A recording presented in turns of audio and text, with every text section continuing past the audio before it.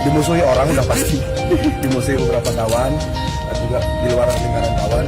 Ya, jadi kalau dibilang nyari sensasi, tapi jika hasilnya ditinggal sponsor, dijauhi oleh orang, ya apa gunanya? Kenapa dilakukan di Jumat besok? Kritikannya kenapa dilakukan?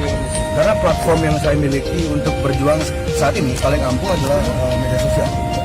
Karena kalau saya terus-terusan misalnya ikut, misalnya setelah itu saya terus-terusan ikut demonstrasi kayak gitu kan, selain karena situasi seperti saat ini adalah efektif.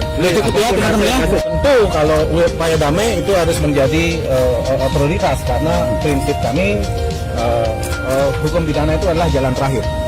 Jadi mediasi, karena ini kan persepsi ya. Jering tadi menyatakan bahwa ini persepsinya mengkritik kepentingan umum bukan kepentingan personal. Ya. Idi mungkin merasa terhina. Maka kemudian ini dua persepsi ini harus ditemukan dan caranya adalah bisa diskusi terbuka, bisa diskusi tertutup. Ini niatan. Dengan ditutupnya ini apa dia akan berhenti mengkritik? Tidak. Kenapa tidak? Selama untuk kepentingan umum, saya rasa saya punya hak untuk bersuara. Jadi sekali lagi saya ini lakukan mengkritik ini bukan untuk kepentingan saya pribadi. Ini saya mewakili suara banyak sekali lapisan masyarakat terutama menengah ke bawah. Jadi selama ketidakadilan itu terjadi, ya saya akan terus mencoba memperbaiki dengan apa yang saya punya. Sebenarnya waktu bikin postingan itu apa sih perasaan itu? Itu akumulatif. Iya, akumulatif. Jadi jauh sebelum saya menulis postingan tanggal 13 Juni itu, mungkin beberapa minggu sebelumnya itu sudah banyak sekali saya baca berita-berita di media-media rakyat, terutama yang menengah ke bawah, dipersulit oleh prosedur rapid. Jadi sampai ada yang meninggal, sampai ada yang tidak ditangani secara serius hanya gara-gara prosedur rapid. Jadi itu akumulatif. Saya baca dan belum lagi laporan-laporan dari netizen. Mungkin kalau dikumpulin dari awal sejak pandemi ini mungkin jumlahnya sudah ribuan. Itu ada di DM saya itu semua. Nanti jika aparat ingin cek silakan dicek DM di Instagram saya, itu isinya laporan semua.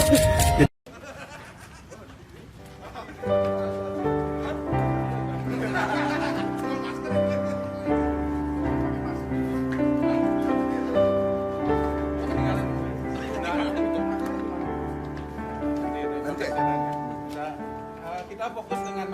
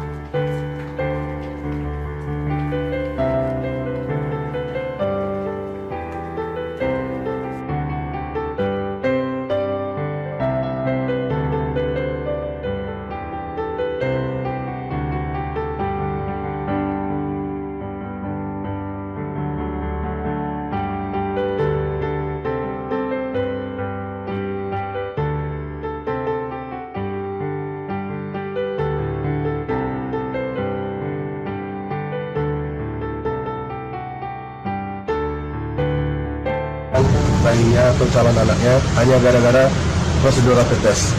Karena hal itulah yang membuat saya sampai protes kepada ID kemarin. Dan ya, saya sekarang di sel tidak apa-apa. Yang penting tidak ada lagi ibu-ibu yang harus kehilangan bayinya. Semoga nanti ada banyak orang yang baik dan bahasanya santun, yang ahli bahasa bisa juga mengkritik persoalan-persoalan sosial hari ini, itu yang diharapkan.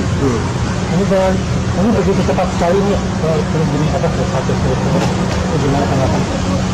Ya silakan publik yang menilai, masyarakat yang menilai persoalan ini, masyarakat yang menilai kenapa prosesnya seperti ini. Tapi intinya adalah Giring mungkin bisa di sel, ditahan, tapi kami berharap sekali lagi yang ahli bahasa, orang-orang yang super sopan santun bisa mengkritik situasi ini, karena banyak ibu-ibu yang melahirkan, orang yang banyak menjadi korban dari rapid test ini.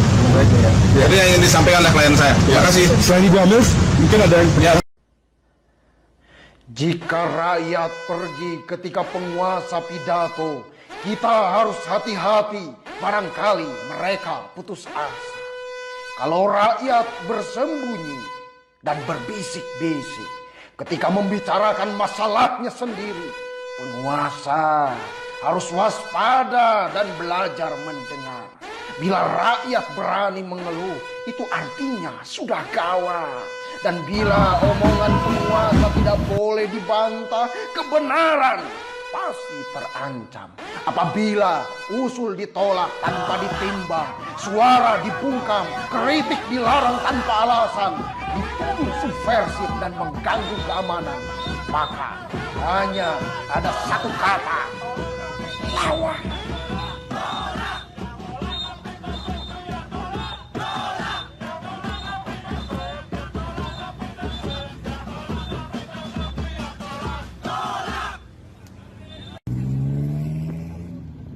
Itu pemilik rumah sakit Indonesia sudah jelas menyatakan jangan gunakan rapid test sebagai syarat kesehatan, layanan kesehatan. Supaya orang tabrakan tidak perlu di rapid test dulu. Orang mau melahirkan rapid test dulu. Orang jantungan rapid test dulu, keburu mati. Ada otak.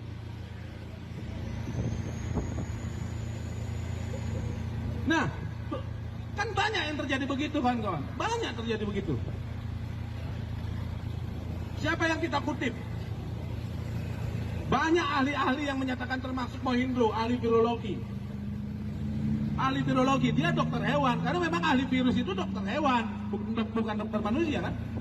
Dokter hewan yang ahli virologi. Dia sendiri menyatakan, termasuk Profesor Ngurah Mahardika, ahlinya UNUD, ahli virologi UNUD, ahlinya gugus tugas juga menyatakan bahwa rapid test dan swab test tidak efektif digunakan sebagai syarat administrasi.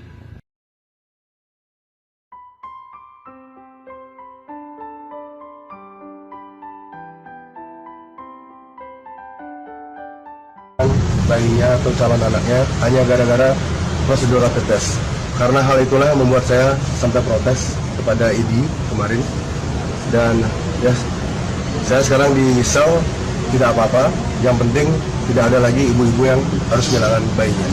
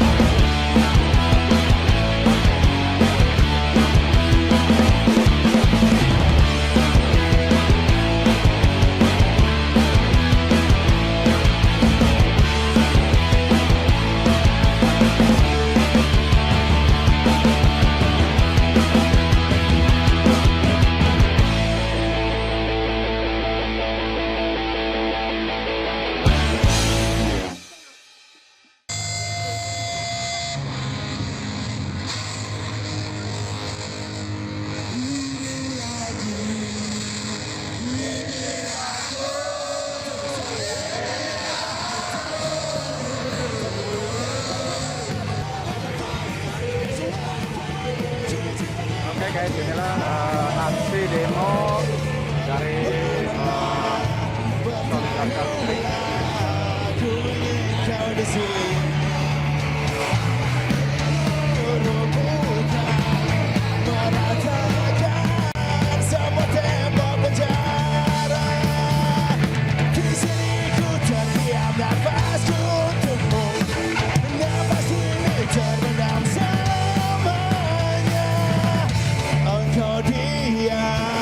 penuh dendam, terseduh dan terdendam dalam perih. Ingat atur jarak, ingat gunakan juga masker dan kawan. Sebelum kita balik atau kembali ke parkir timur, saya akan membaca pernyataan sikap pada tuntutan aksi kita hari ini.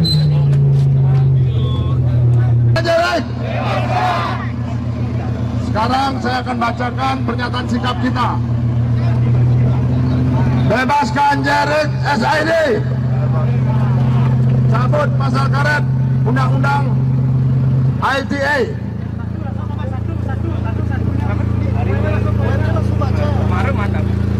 Atas hal tersebut, Front Demokrasi Perjuangan Rakyat Bali dan Aliansi kami bersama Jerik SID menuntut, sekali lagi menuntut kawan-kawan, satu, Jerik bukanlah penjahat. Untuk itu wajib dibebaskan. Bebaskan Jerik. Dua, menuntut Pengadilan Negeri Denpasar agar membebaskan Jerik dari semua dakwaan. Bebaskan Jerik. Tiga, menuntut Presiden DPR RI untuk mencabut pasal pidana Undang-Undang ITE. Denpasar 18 Agustus 2020. Frontier Bali, Aliansi kami bersama Jerik. Demikian pernyataan sikap kita semua. Sekali lagi, sebelum kita bubar, kita teriakan yel-yel. Bebaskan Jerik! Bebaskan Jerik! Bebaskan Jerik! Oke kawan-kawan.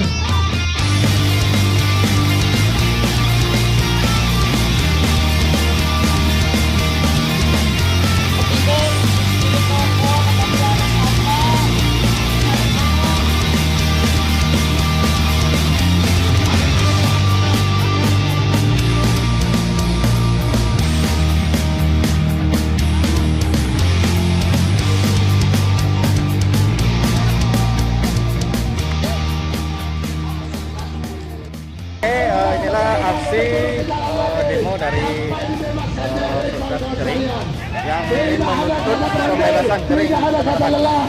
Itu adalah tanggung jawab kemanusiaan kita.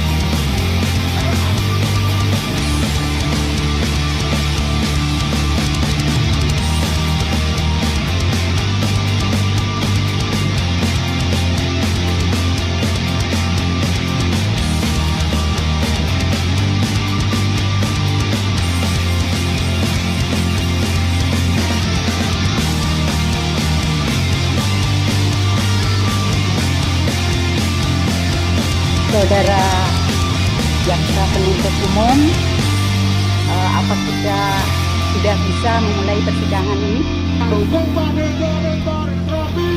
Kawan kita JRX, didakwa dengan menggunakan undang-undang ITE. Saudara penuntut umum, Kawan Jering memperjuangkan untuk menghadirkan terdakwa. tahu agar Bapak polisi tahu dan juga teman-teman wartawan tahu. Itu bagi kawan-kawan yang tidak pakai masker dalam barisan, tolong keluar dari barisan.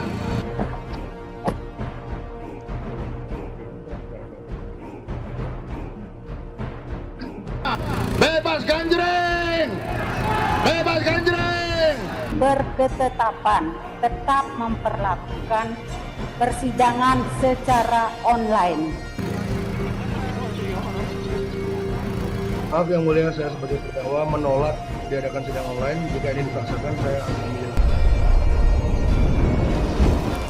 Dukung Pak Jering Baris Rapi, yang dukung Pak Jering, yang dukung Pak Jering, yang dukung Pak Jering Baris Rapi. Memperjuangkan Jering dan solidaritas. Tolong satu komando, satu semua. Maka dari itu hanya ada satu kata, kawan-kawan. Lawan! Kawan-kawan, kita juga menghormati protokol kesehatan. Maka dari itu kita pakai masker dan jaga jarak. Kawan kita JRX, didakwa dengan menggunakan undang-undang ITE. Dia dituduh melakukan SARA, kawan-kawan. Kawan-kawan sekalian, aksi ini adalah aksi kemanusiaan, aksi yang bermartabat, kawan-kawan sekalian. Aman harus melalui rapid test. Kawan Jering memperjuangkan agar tidak lagi rapid test dan swab sebagai pergunaan syarat aplikasi, agar Bapak polisi tahu dan juga teman-teman wartawan tahu. Itu yang diperjuangkan, kawan-kawan sekalian. Pak, kebebasan beraspirasi, karena itu diatur dalam undang-undang pasal 28 Undang-Undang Dasar 1945. Tidak ada undang-undang yang lebih tinggi daripada Undang-Undang Dasar 1945. Karena itu konstitusi kita, kawan-kawan. Perlu kawan-kawan ketahui, perlu bapak-bapak ketahui, perlu saudara-saudara ketahui. Itulah yang kita perjuangkan. Hak-hak warga bebaskan Jering. Hak kita dalam merdeka membebaskan kebebasan kita untuk menyampaikan pendapat. Kami adalah perwakilan salah satu dari Konfederasi Ladiras Indonesia, khususnya Bali. Kami datang ke sini untuk mensupport Pak Jering. Akan bertemu dengan Ketua PN sekarang, kawan. Kita semua akan menuntut agar proses peradilan tidak diintervensi oleh pihak-pihak siapapun. Kita kesini bukan dalam rangka mengintervensi, kawan-kawan, tetapi bagian daripada solidaritas, kawan-kawan. Pengadilan adalah bebas untuk memang mereka mengadili seadilnya sesuai dengan mekanisme hukum yang ada. Saya akan minta agar hakim untuk bisa jiwanya bebas merdeka dalam menentukan putusan nanti. Yang kedua, saya akan meminta atas nama kawan-kawan agar proses peradilan bisa menghadirkan kawan kita Jering langsung di hadapan sidang pengadilan, kawan-kawan, bukan melalui virtual. Itu tuntutan kita, biar ketahui juga. Ya, mudah-mudahan Kepala PN bisa mengabulkan permintaan kita. Terima kasih.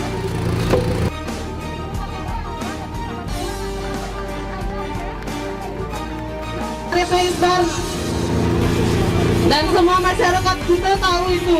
Pak Jering itu bukan penjahat, kawan-kawan.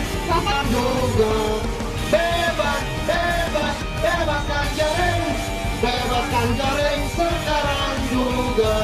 Bagi kawan-kawan yang berada di luar barisan, mari kita berkumpul, mari kita bergabung, tetap dengan jaga jarak dan gunakan masker. Kita bersatu dalam barisan ini, kawan-kawan. Ini barisan solidaritas. Solidaritas untuk mendukung kawan kita, JRX. Kawan-kawan, rapid test yang saya baca di media itu hanya modal 30.000. Bisa-bisanya kawan-kawan dijual 500.000. Siapa yang penjahat sebenarnya, kawan-kawan? Saya tahu betul gimana penderitaan mahasiswa, teman-teman saya yang ada di daerah-daerah, kawan-kawan. Masa pandemi ini kita akui semuanya serba sulit, ekonomi sulit, bapak di rumah menjerit karena perekonomian di Indonesia sedang terpaku pada pandemi, kawan-kawan. Uang saku yang cukup untuk 1 bulan mahasiswa yang merantau di Bali hanya cukup 1 minggu. Harus tidak di bawah tekanan dan intervensi dari pihak lain, kawan-kawan. Tetap semangat, kawan-kawan. Bebaskan JRE, bebaskan JRE, bebaskan JRE. Lawan! Namaku siapa saja. Aku lahir di negeri 1000 bahasa. Tanah airku adalah kesadaran. Suaraku adalah perlawanan bersama mereka yang dilemahkan. Menjadi baik itu mudah. Cukup hanya diam, santun, maka yang tampak adalah kebaikan. Yang sulit itu adalah menjadi bermanfaat. Karena itu butuh perjuangan dan pengorbanan. Hari ini biar dunia tahu bahwa ini baru sekedar percikan. Biar dunia melihat akan tumbuh lagi ribuan percikan-percikan lain yang akan membakar semangat bagi mereka yang dipaksa bungkam. Karena keberanian tidak diukur lewat kata-kata semata. Keberanian lebih menyerupai wujud kebenaran yang dilaksanakan secara kesatria. Jangan paksa kami untuk membisu dalam kedamaian yang semu. Karena kami bukan benalu. Kami adalah peluru bagi mereka yang dilemahkan oleh badut-badut yang tak tamu. Ingat, kami muda dan berbahaya. Berbahaya bagi orang-orang yang rakus, yang melanggar hak-hak kita dalam berkehidupan. Berbahaya bagi mereka yang hanya mencari keuntungan di atas kesengsaraan. Panjang umur berjuang!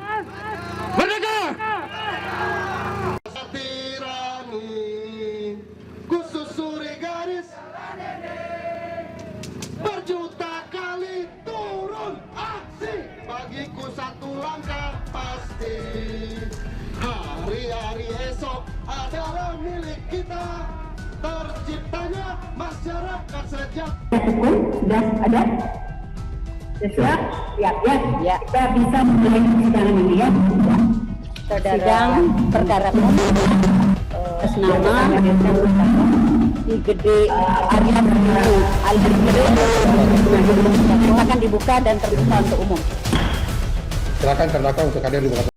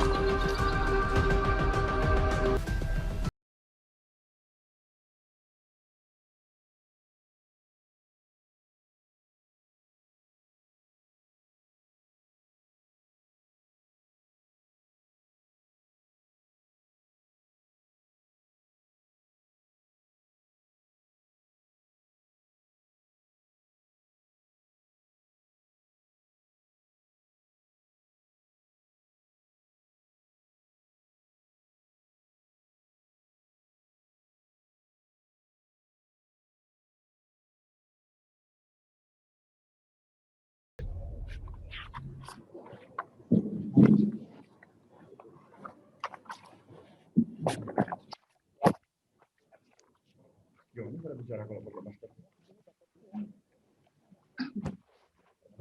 sudah terdakwa sudah dihadirkan, sudah siap ya.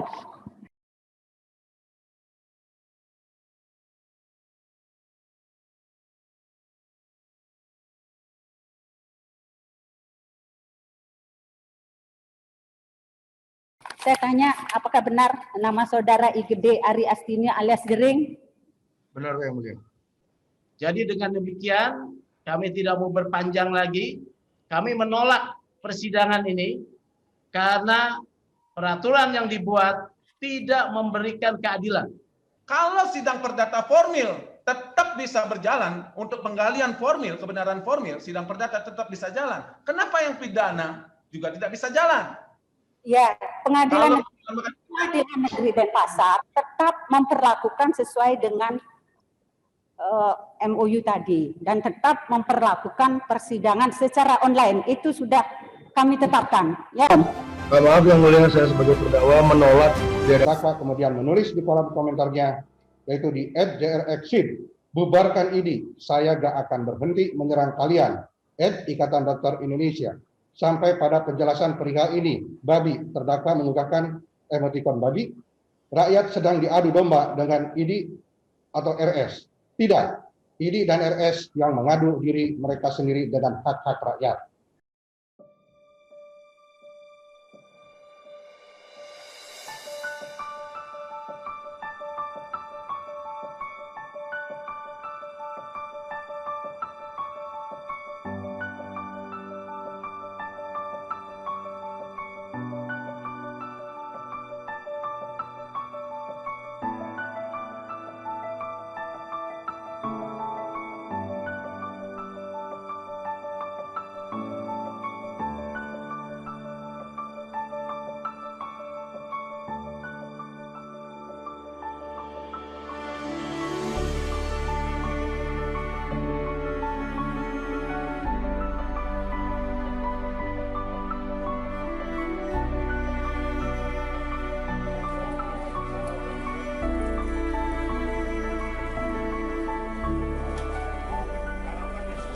Seperti yang kita dengar tadi, tim kuasa hukum membongkar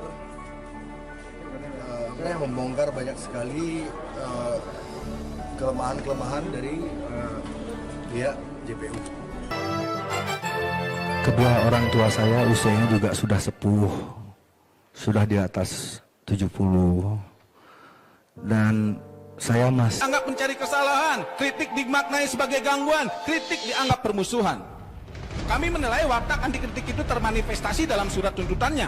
Terlihat sewenang-wenang dan begitu bernafsu menghukum terdakwa dengan hukuman penjara yang tinggi. Menabrak pasal 186 KUHP dan 187 KUHP. Tim penasihat hukum terdakwa IGD Ari Astini alias Jering. 2. Menolak seluruh pembelaan penasihat hukum terdakwa IGD Ari Astini alias Jering di dalam perkara ini. Tidak ada substansinya, kosong, asal jawab saja. Nanti akan dibalas oleh tim penasihat hukum saya.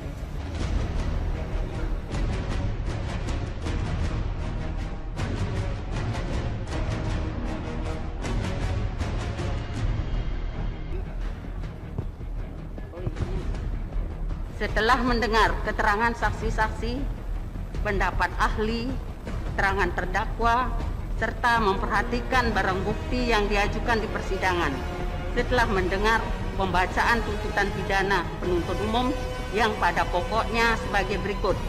1.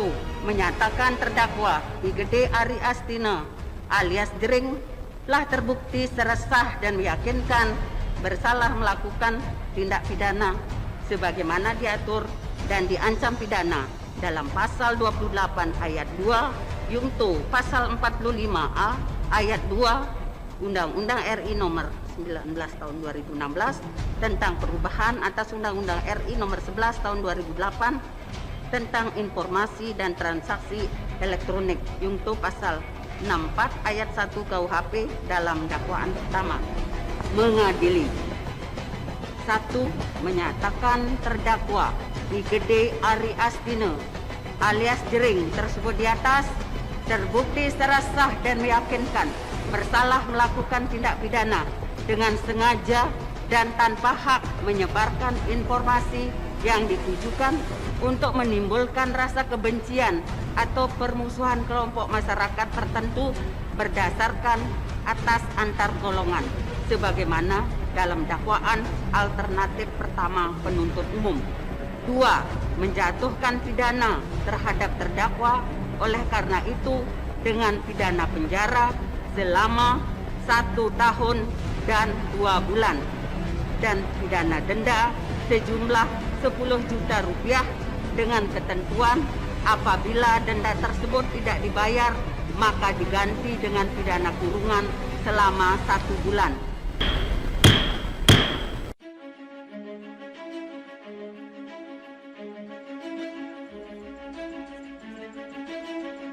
Saya senang akhirnya bisa melihat langit, bisa melihat bisa olahraga nanti di sini.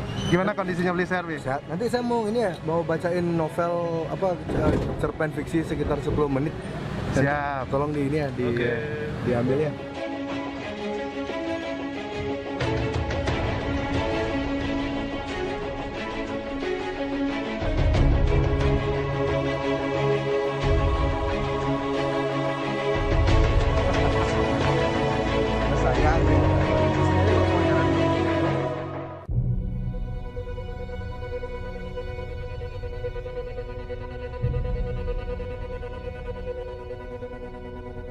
Di sini aja Pak Dea. Iya, di sini aja.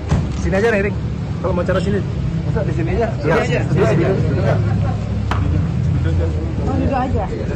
Momen sebelah Bapak. Bisa dibuka borgolnya sebentar? Nggak bisa. Dibuka Bisa buka.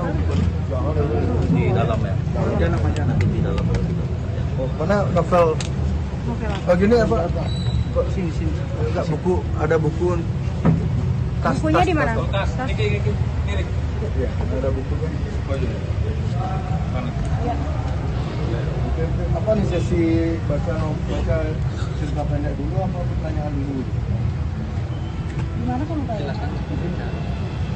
Oh, udah. Di mana rumahnya, Gek? Belakang. Kisah fiksi ini saya tulis di rutan karena kebanyakan baca buku, kebanyakan menghayal. Jadi ini fiksi, bisa dibilang fiksi halu ya.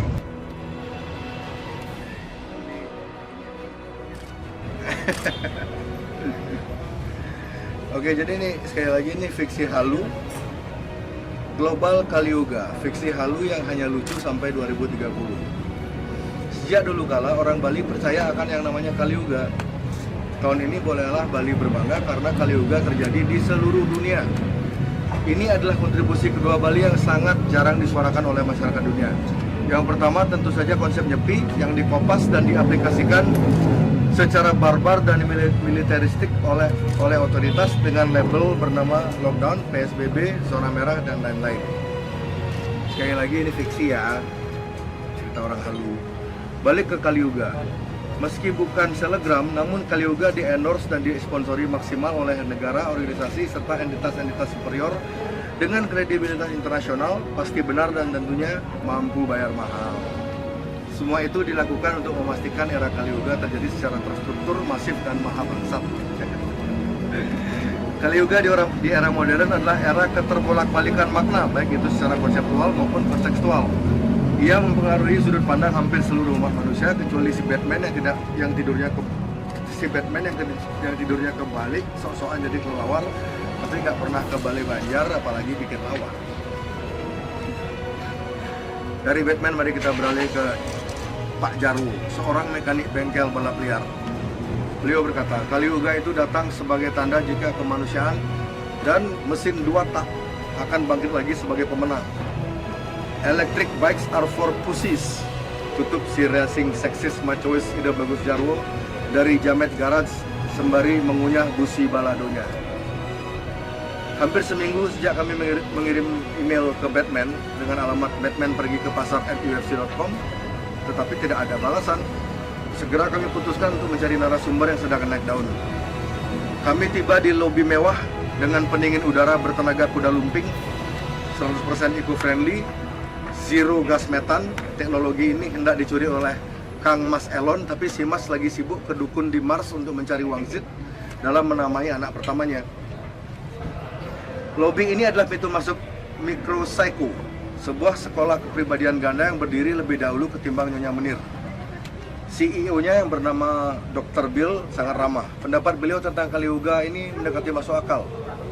Kaliuga ini dinikmati saja, legowo kalau kata Hitler. Menurut ilmu psycho-agogo yang mereka teladani, menjadi psikopat adalah jalan ninja terbaik dalam mengarungi badai Kaliuga. Dengan satu catatan penting, jangan pernah memakai kata-kata kasar dalam melakukan tata laksana dan eksekusi psychomania. Ya.